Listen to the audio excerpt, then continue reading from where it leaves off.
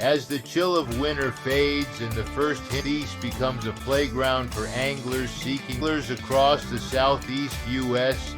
begin to stir with anticipation. Spring fishing in this region is nothing short of magical, offering a diverse array of opportunities for both freshwater and saltwater enthusiasts.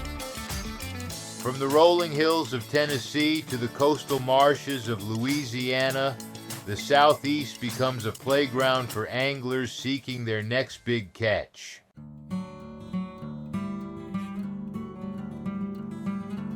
Let's start our journey in the heart of basswater.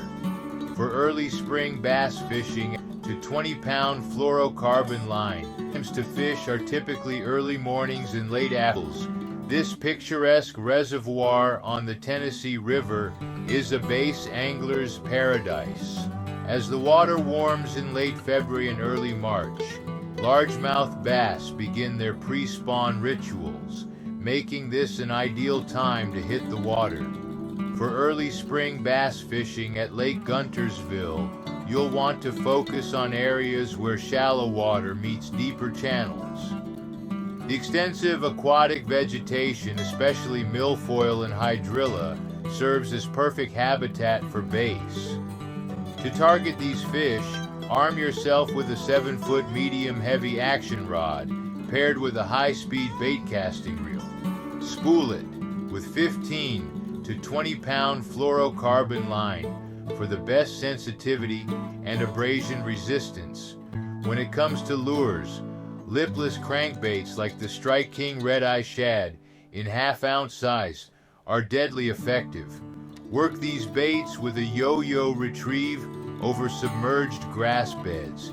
As the water warms, switch to chatterbaits and spinnerbaits in shad or bluegill patterns. The best times to fish are typically early mornings and late afternoons, when the bass are most active. However, on overcast days, you can often find success throughout the day.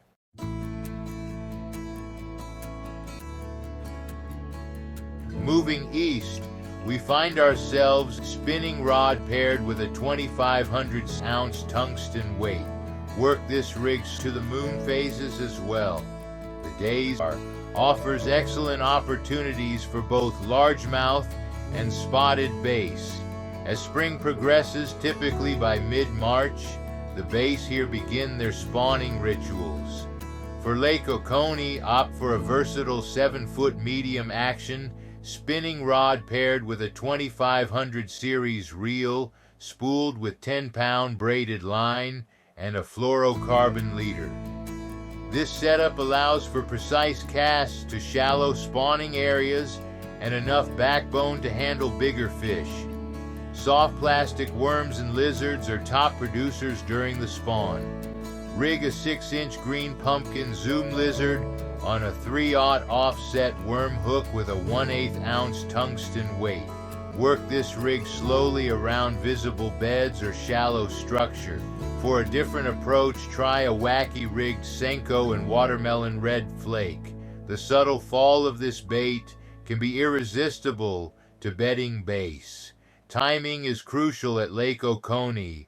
The best fishing typically occurs in the first few hours after sunrise and the last few hours before sunset. Pay attention to the moon phases as well. The days leading up to and immediately after a full moon often see increased spawning activity and better fishing.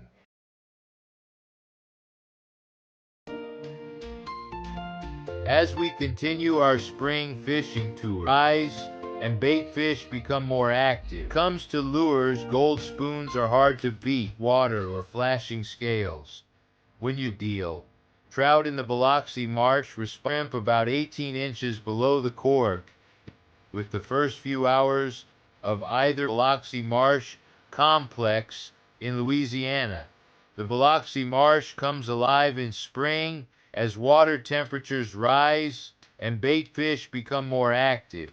Redfish and speckled trout are the primary targets here, with both species feeding aggressively as they prepare for their spawning seasons.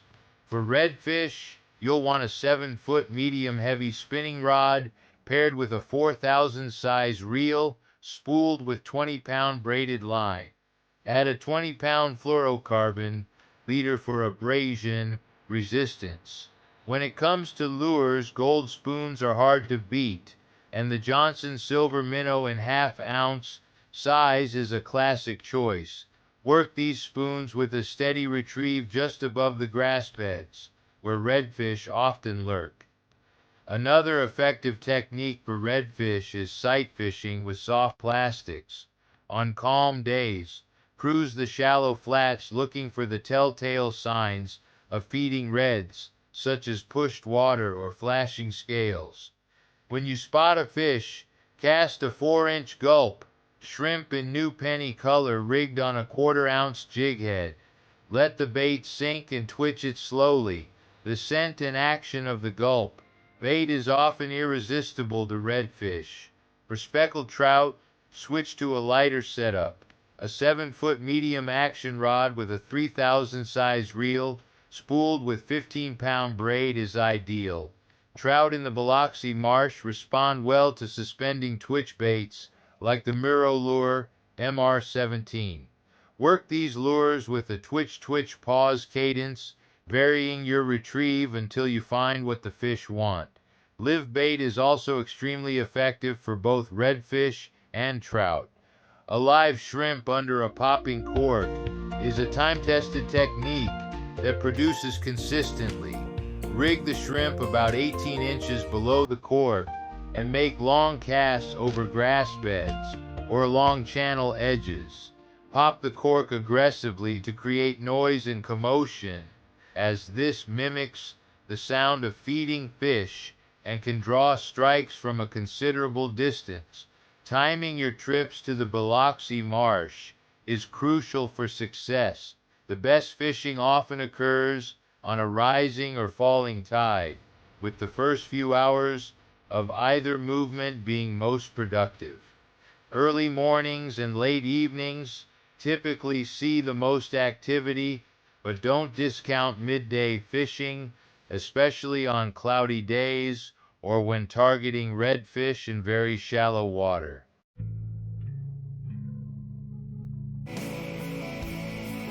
Now let's shift our focus to one of the most for the faint of heart. These powerful fish. When it comes to bait, live crabs are highly effective. Work these lures for the afternoon hours when the sun is high. In May through July, the early runners start showing up in April, offering anglers a chance at these silver kings without the crowds that come later in the season. Tarpon fishing is not for the faint of heart. These powerful fish require heavy-duty gear and a good deal of stamina from the angler.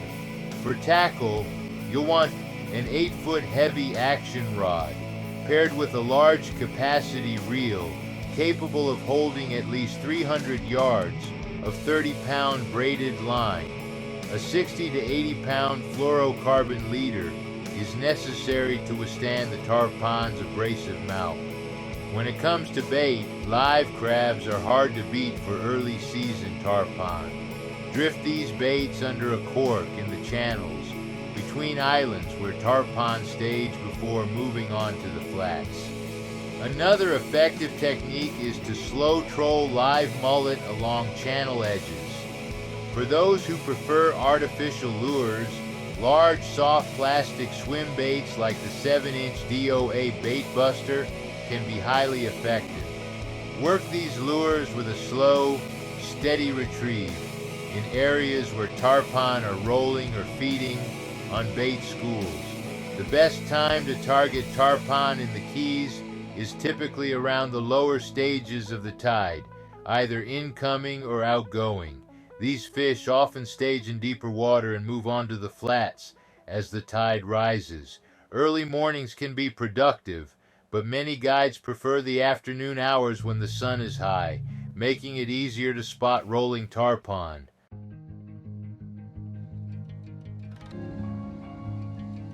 As we move up the Atlantic coast, We March and April as the fish move shallow to 1/16 ounce Roadrunner jig in box allows for precise placement of the opportunity to target some of the lake's famous hard to beat for blue catfish, especially for flatheads, which become very active in the spring. Crappie fishing on Santee Cooper can be exceptional in the spring, particularly in March and April as the fish move shallow to spawn. Light tackle is the name of the game here. A 6-foot ultralight rod paired with a 1000 size reel spooled with 4-pound monofilament line is perfect for presenting small jigs to these tasty panfish. One of the most effective techniques for Santee Cooper crappie is to fish small jigs around shallow structure. The 1/16 ounce Roadrunner jig in white or chartreuse is a local favorite. Tip these jigs with live minnows for added attraction. Focus your efforts around brush piles, fallen trees, and dock pilings in 3 to 8 feet of water. Another productive method is to use long crappie poles to dip jigs directly into cover. This technique, known as tight lining or shooting docks, allows for precise placement of your bait in areas where crappie like to hide. The best times for crappie fishing are typically early morning and late evening, but during the peak of the spawn, these fish can be caught throughout the day.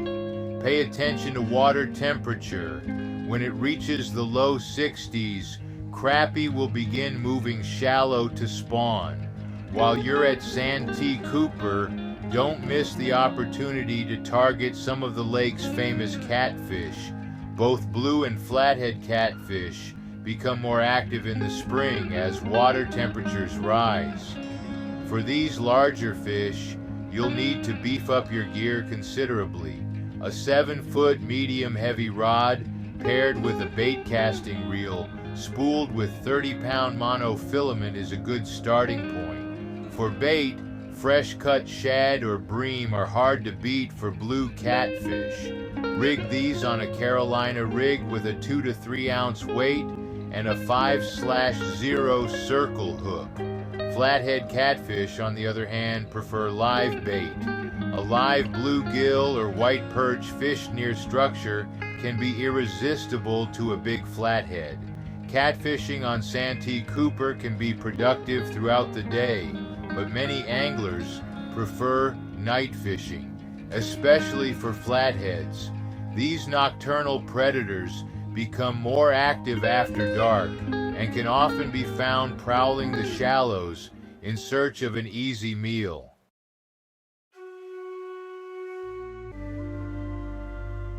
As we continue our spring fishing journey, increased insect activity and more flies, it's hard to go wrong with wild and stock trout.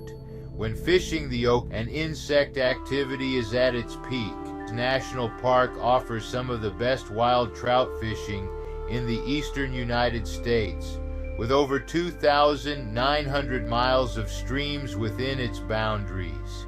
In the Smokies, spring brings increased insect activity and more comfortable water temperatures for both fish and anglers. Rainbow and brown trout are the primary targets, with brook trout available in the higher elevation streams. For tackle, a 9-foot 5-weight fly rod is versatile enough to handle most situations you'll encounter in the park. Pair this with a weight-forward floating line and a 9-foot 5X leader. As for flies, it's hard to go wrong with classic patterns like the parachute Adams, elk hair caddis, and pheasant tail nymph in sizes 12 to 16. One of the most productive streams in the park is the Oconaluftee River.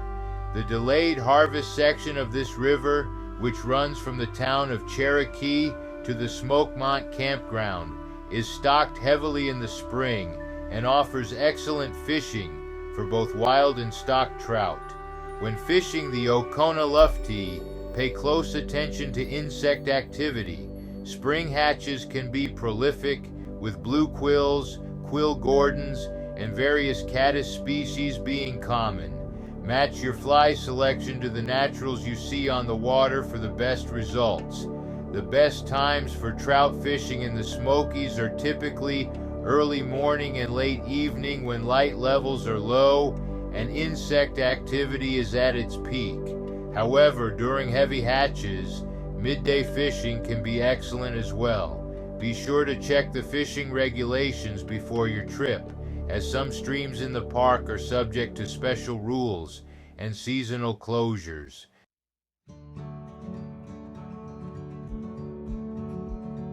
As we wrap up our tour of spring fishing, those looking for a unique spring fishing experience, worth mentioning a few more locations that offer excellent angling opportunities. The Chattahoochee River in Georgia, for example, offers excellent trout fishing below Buford Dam. The cold water release from Lake Lanier creates a tailwater fishery that supports a healthy population of rainbow and brown trout year-round. For those looking for a unique spring fishing experience, consider targeting cobia along the Gulf Coast. These powerful fish begin their annual migration in late April and can be found from the Florida Panhandle to the Texas coast. Sight fishing for cobia from tower boats is an exciting and challenging pursuit that draws anglers from across the country.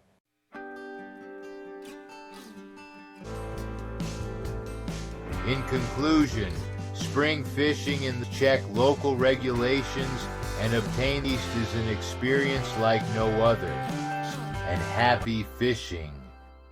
Filled reservoirs of Alabama and Georgia to the saltwater flats of Louisiana and Florida and the mountain streams of North Carolina and Tennessee, there's something for everyone. As you plan your spring fishing adventures, remember to always check local regulations and obtain the necessary licenses before fishing. Be mindful of the environment and practice catch and release when appropriate to help ensure healthy fish populations for future generations. Whether you're casting a fly to rising trout in a mountain stream, working a soft plastic for spawning bass, or sight casting to a cruising redfish on the flats, spring fishing in the Southeast is an experience like no other. The combination of warming temperatures, active fish, and the region's natural beauty creates the perfect conditions for memorable angling adventures. So grab your gear, check your local fishing reports, and get out on the water. The spring bite is on and the fish are waiting. Who knows? Your next cast could be the one that lands you the fish of a lifetime. Tight lines and happy fishing.